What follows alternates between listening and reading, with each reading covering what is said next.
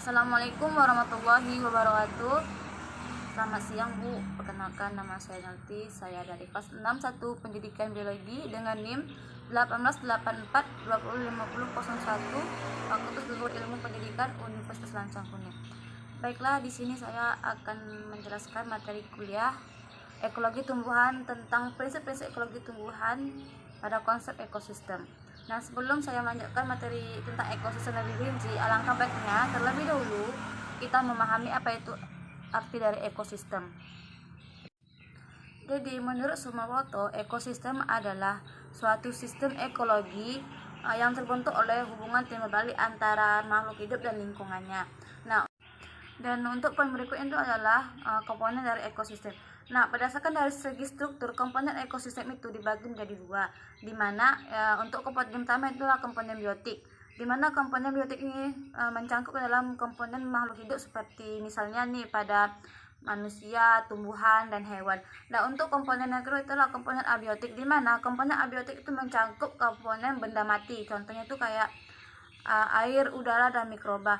Dan berdasarkan segi struktur dari trofik atau nutrisi, maka komponen biotik ini dibagi lagi menjadi dua, di mana yaitu ada komponen autotrofik dan komponen heterotrofik. Untuk komponen autotrofik itu dapat menyediakan atau mensintesis makanannya sendiri.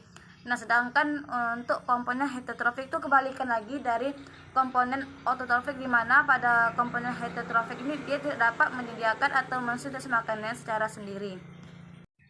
Keseimbangan dalam ekosistem. Jadi, keseimbangan dalam ekosistem ini diatur oleh berbagai faktor yang sangat kompleks. Faktor yang terlibat dalam mekanisme mengatur keseimbangan antara lain itu mencakup mekanisme pengatur keseimbangan penyimpanan bahan makanan, pelepasan hara, pertumbuhan organisme populasi, terus proses produksi, dan serta itu dekomposisi bahan-bahan organik.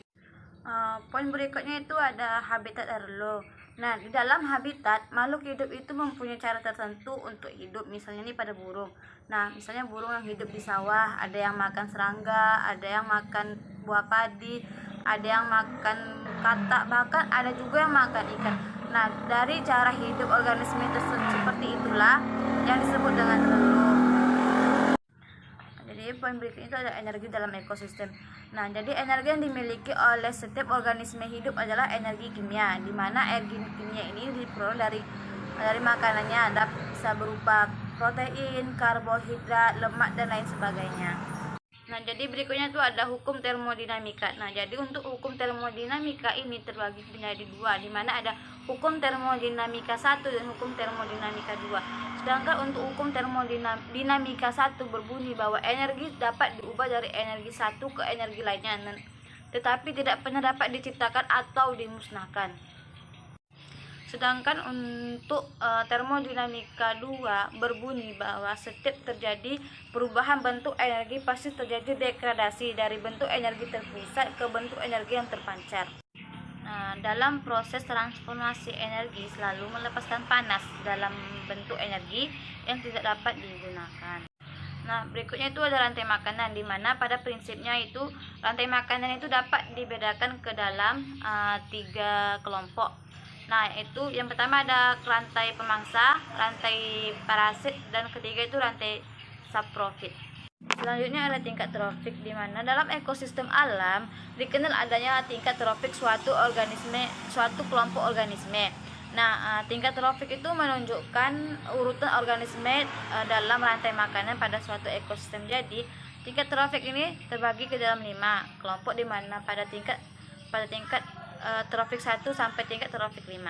Berikutnya itu ada struktur trofik dan piramida, di mana struktur trofik ini dapat diukur dan dideskripsikan dengan istilah biomasa atau dengan penyataan jumlah energi yang terikat pada persatuan luas waktu pada setiap tingkat trofik secara berurutan. Nah, jadi berikutnya itu ada piramida. Piramida ekologi dapat digolongkan ke dalam 3 piramida. Yang pertama itu ada piramida jumlah, piramida biomasa, dan piramida energi. Pada piramida jumlah menggambarkan terjadinya penurunan jumlah individu organisme pada tiap tahap tingkat trofik. Nah, untuk pada piramida biomasa terjadinya penurunan atau peningkatan biomasa pada tahap tiap tingkat trofik. Dan sedangkan yang terakhir itu pada tingkat energi, yaitu menggambarkan terjadinya penurunan energi pada tiap tahap tingkat trofik. Pada tahap tingkat trofik. Nah, yang terakhir itu adalah pada piramida energi. Nah, di mana pada piramida energi ini menggambarkan penurunan energi pada tahap tiap tingkat trofik. Baiklah, sekian dari penjelasan materi ekologi tumbuhan tentang prinsip-prinsip ekologi tumbuhan dari saya. Mohon maaf apabila ada kekurangan dan kesalahan dalam penyampaian kata. Saya akhiri dengan wabillahi taufiq wal hidayah. Wassalamualaikum warahmatullahi wabarakatuh.